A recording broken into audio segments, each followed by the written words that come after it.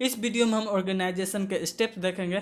तो step in organisation, तो उसके पहले पॉइंट देख लेते हैं। Objectives, aims, goals are determined, formulating supporting policy and plan, identifying and classifying necessary activities, grouping these activities in the best way, horizontal and vertical relationship of authority and responsibility।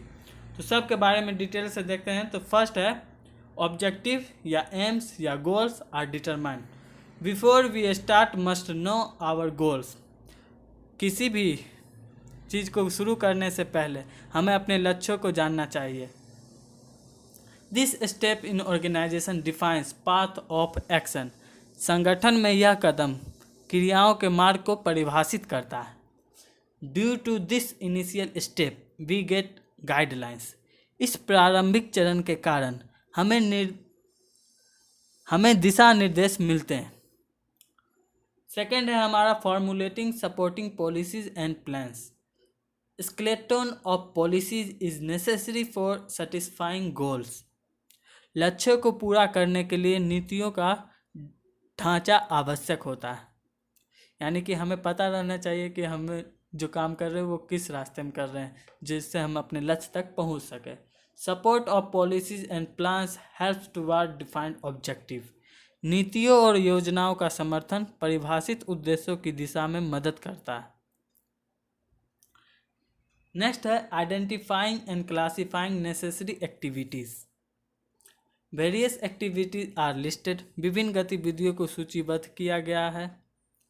Activities can be considered as per their nature and scope. गतिविधियों को उनकी प्रकृति और दायरे के अनुसार माना जा सकता है।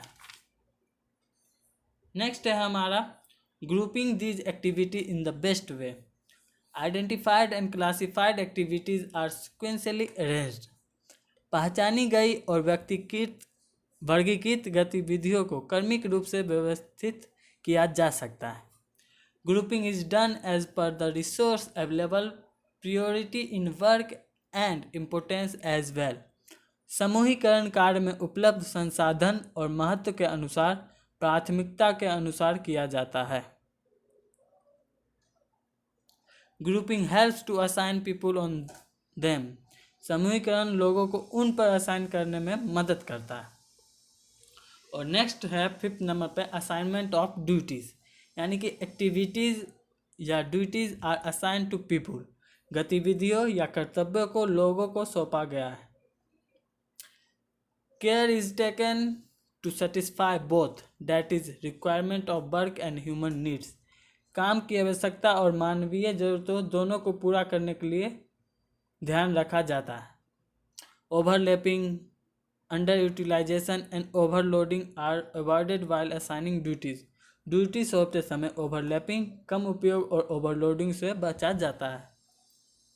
कि किसी भी को हम मतलब जैसे मुझे ही अभी ढेर सारा बोले कि सब विषय का एक साथ वीडियो अपलोड करो तो मैं नहीं कर सकता, वो ओवरलोड हो जाएगा। तो वही उसको ध्यान में रखते हुए तब किया जाता है, बचाया जाता है। तो मेरा चैनल मेरा मन।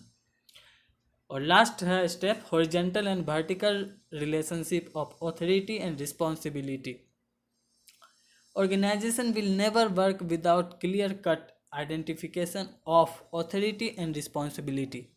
प्राधिकरण और जिम्मेदारी की स्पष्ट पहचान के बिना संगठन कभी काम नहीं करेगा। For performing duty authority is important. कर्तव्य निभाने के लिए अधिकार महत्वपूर्ण होता है। To complete the function responsibility is must. समारोह को पूरा करने के लिए जिम्मेदारी जरूरी है। When vertical and horizontal structure of authority and responsibility is final, then assigned duty will be completed effectively। जब प्राधिकरण और जिम्मेदारी की वर्टिकल और हॉरिजॉन्टल संरचना अंतिम है तो सौंपे गए कर्तव्यों को प्रभावी ढंग से पूरा किया जाएगा।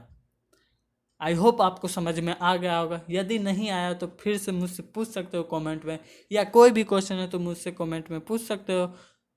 मैं मिलता हूँ आपसे नेक्स्ट वीडियो में।